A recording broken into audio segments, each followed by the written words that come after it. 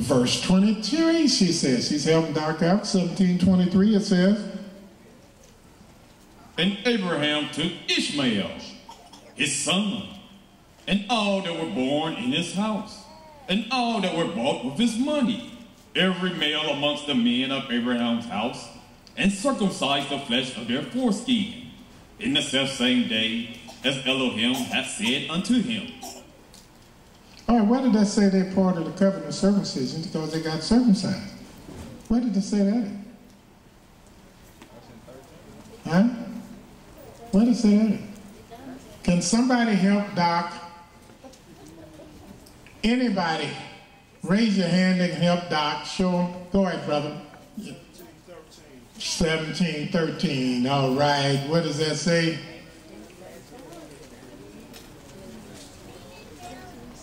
He that is born in our house and he that is brought without money must need be circumcised. And my covenant shall be in your flesh for an everlasting covenant. Where did, yes, sir? 12? Oh, verse 12. Okay. Read verse 12 for him. What does it say? And he that is 8 days old shall be circumcised amongst you, every man child in your generations. He that is born in a house, or bought with money of any strangers which is not of thy seed. All right, that's all we had to read, right? Now, how many in here said that a stranger could be part of the covenant of circumcision? Raise your hand. All right, well, everybody raise their hand is absolutely wrong. Y'all all go down with Doc, all y'all. Let me show you what you didn't read. Here's what you didn't read. Let's read verse 19 and 20. And Elohim said, Sarah thy wife shall bear thee a son indeed, and thou shalt call his name Ishak. And I will establish my covenant with him for an everlasting covenant, and with his seed after him.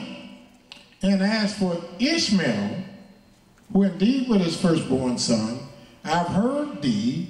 Behold, I have blessed him, and I will make him fruitful, and multiply him exceedingly. 12 princes shall he beget, and I will make him a great nation. But my covenant will I establish with Ishak, which Sarah shall bear unto thee in a set time in the next year. So everybody in his house must be circumcised. Everybody that's bought with the money must be circumcised. But everybody that's circumcised is not part of the covenant. The only one part of the covenant is Isaac and Jacob, and it stops there. And with Jacob's seed, if the covenant was through the stranger, all the stranger had to do was get circumcised, and then he'd go over to the land of Israel and say, this is mine. This is mine too. I'm part of that covenant that he made with Abraham. And he promised Abraham that I would give him and his seed all this land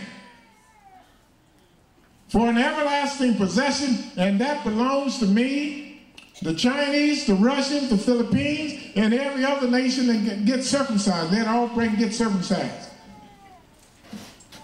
And they go home and Doc said I'm wrong. Okay, Doc, speak up. Go to the mic, let the world hear you. That's good. Let the world hear Doc.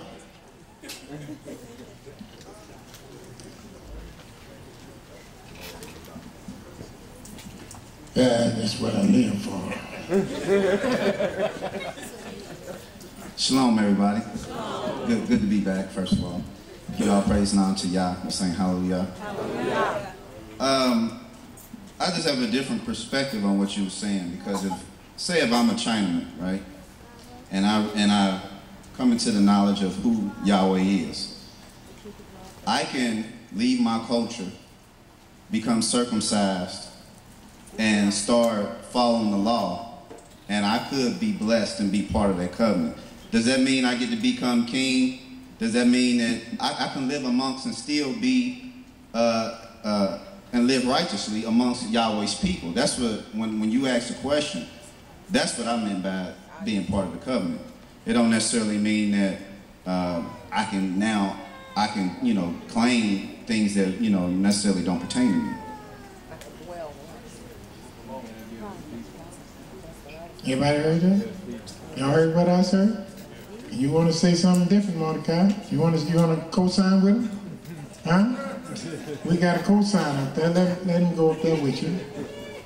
Not necessarily co-sign, but the question that I had is that when it says that, thus saith Yahweh, blessed in Isaiah 56, when it says, blessed is the stranger that take hold of his covenant of the Sabbath and do the things that please him. My perspective is that that also includes being circumcised and everything that comes along with the law that the Almighty commanded. Because he also said that if we did have someone outside of the house, if we did bring a stranger along, they would have to be circumcised, you know, if they were going to be a part of our house. So that's just my perspective. All right, that's beautiful. We seen your perspective. Everybody got their perspective. Now we got a lady's perspective. No, I stand to be corrected, but I'm definitely in agreement because that's what I was thinking about the stranger becoming a part of Israel by... You're in agreement with what? I was in agreement with what...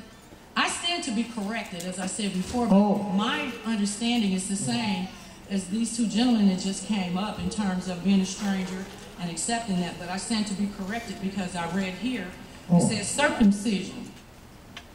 It said instructions are given for circumcision to verify and reaffirm the covenant between God, Abraham, and Abraham's seed.